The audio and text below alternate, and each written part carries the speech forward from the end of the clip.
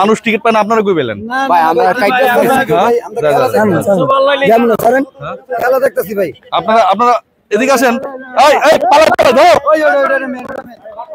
পালাইছে। এই দাঁড়াও,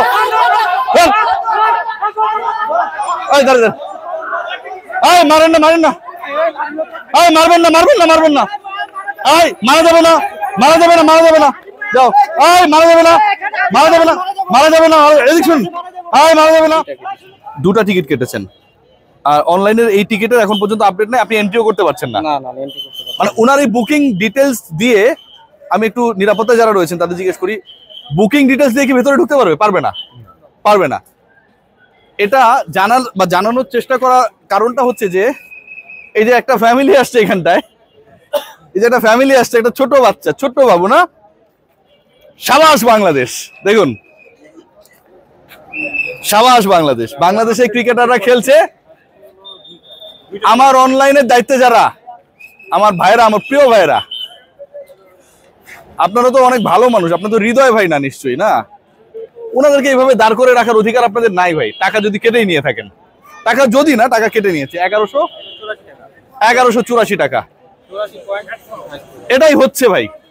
ভ্যাটের টাকা অলরেডি এনবিআর এর কাছে চলে গেছে, লাভের টাকা অলরেডি টিকফির কাছে চলে গেছে, আর যিনি টিকিট কেটে এসছেন তার ছোট্ট বাচ্চাকে নিয়ে তিনি এখানে দাঁড়ায় আছেন।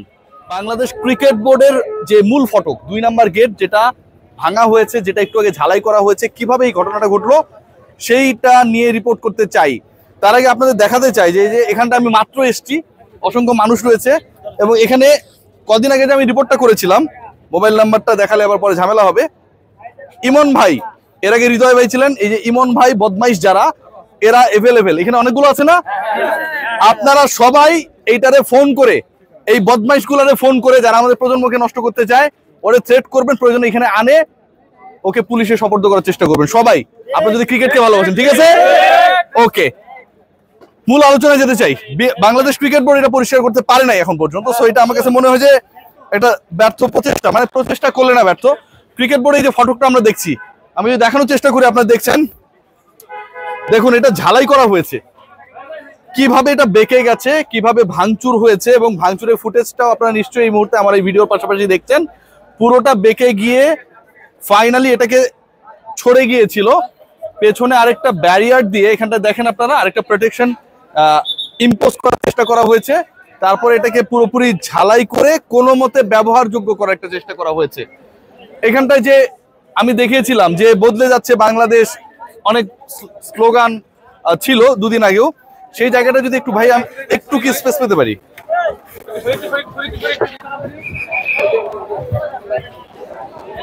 এখানটায় উঠলাম, যে সবকিছু এখানে ভাঙা হয়েছে, সবকিছু ভেঙে ফেলা হয়েছে, এবং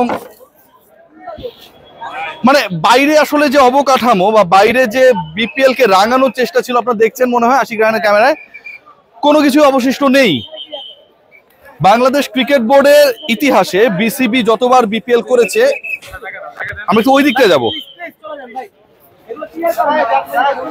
এই দিকটায় যাব,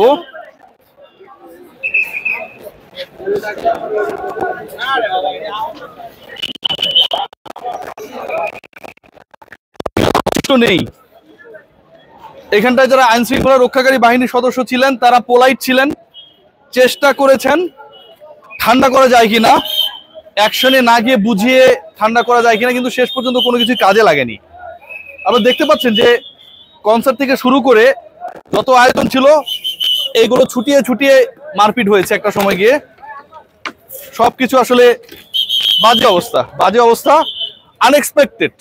বাংলাদেশ ক্রিকেট বোর্ডের সামনে এর আগেও আমরা দেখেছিলাম যে অনেক বিক্ষোভ হয়েছিল, ভাঙচুর হয়েছিল, জুলাই মাসের কথা আমি রিপোর্টও করেছিলাম। এবার সবকিছু ছাড়িয়ে গেছে, এবং কেন এটা হলো, আলোচনা তো সেই জায়গায়, কেউ না কেউ ভাঙছে, আইন শৃঙ্খলা রক্ষাকারী বাহিনী আটকানোর চেষ্টা করেছে, বিসিবির গেট ক্ষতিগ্রস্ত হয়েছে। বিপিএল এর উদ্বোধনী দিন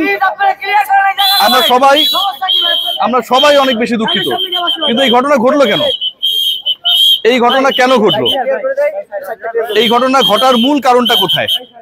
মূল কারণটা হচ্ছে ডিসিশনহীনতা, সিদ্ধান্তহীনতা।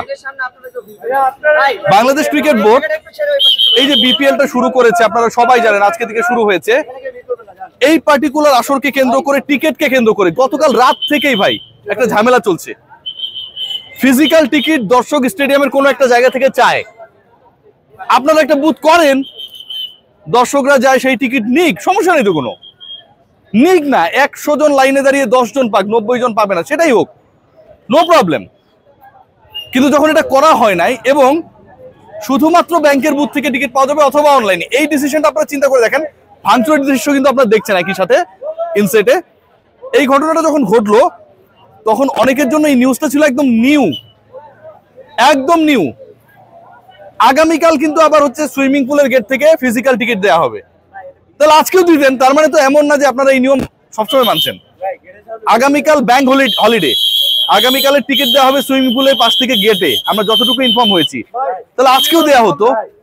এই যে এই ঘটনাটা ঘটছে বা যেভাবে ঘটলো, এটা খুব আনএক্সপেক্টেড। আপনারা ভাঙচুরের দৃশ্যটা দেখছেন, এটা আরো বড় ক্ষতি হতে পারত। টিম বাস যারা ম্যাচে অংশগ্রহণ করেছে, দুটা দল বরিশাল এবং রাজশাহী, তাদের টিম বাস এই গেট দিয়ে ঢুকতে পারে নাই, এই গেট দিয়ে ঢুকতে পারে নাই, সেই অবস্থা ছিল না। ফিরে গিয়ে 4 নাম্বার গেট দিয়ে সেই টিম বাস ভেতরে ঢুকেছে। বাংলাদেশের ন্যাশনাল টিমের ক্রিকেটাররা যেই গেট দিয়ে এন্ট্রি করার কথা সেই গেট দিয়ে ঢুকতে পারে নাই। এই ঘটনা এখানটা ঘটেছে এবং এটাকে নিবৃত করার মতো কোনো শক্তি সেই সময়টা কাজ করেনি, যেভাবে এটা ভাঙচুর হয়েছে। মেহেদী হাসান মিরাজের যে প্রাইভেট কার, যতটুকু আমি শুনেছি সেটা আক্রান্ত হয়েছে, কোনোভাবেই এক্সপেক্টেড না। বাংলাদেশ ক্রিকেট বোর্ডের সামনে যে জায়গাটা রয়েছে আপনারা দেখছেন, এখানটায় যারা দায়িত্বরত রয়েছেন, ধরেন একটা বিশাল ভিড় জমায়েত, এই ভাইরা যারা এখানটায় রয়েছেন তাদেরকে যদি অ্যাটাক করে, তাদের ভাই বাঁচার উপায় নাই অনেস্টলি, এবং তারা সেটা চেষ্টা করেও পারবে না। এই যে এই লোকটাকে আপনারা দেখছেন, ইনি পর্যন্ত মাইর খেয়েছেন আমি যতটুকু জানি, কানে, মাথায়, এখানটায় লেগেছে। ঠোঁটের অবস্থা যদি আমি দেখানোর চেষ্টা করি, ঠোঁটে মার খেয়েছেন, কারো গায়ে হাত তোলেননি তারা চেষ্টা করেছেন নিবৃত করা। কিন্তু বাংলাদেশ ক্রিকেট বোর্ডকে তো অ্যাক্টিভলি রোল প্লে করতে হবে, তারাও যেন নিরাপদে থাকে, দর্শকরা যেন বিপিএল উপভোগ করতে পারে। ফিজিক্যাল টিকিট আমি কিছু দেই, 500, 1000, 2000 দেই, 26,000 ক্যাপাসিটি স্টেডিয়ামে 10,000 টিকিট আমি ফিজিক্যালি দেই। বাংলাদেশের মানুষ অনলাইনে সেভাবে অ্যাক্টিভ না রে ভাই,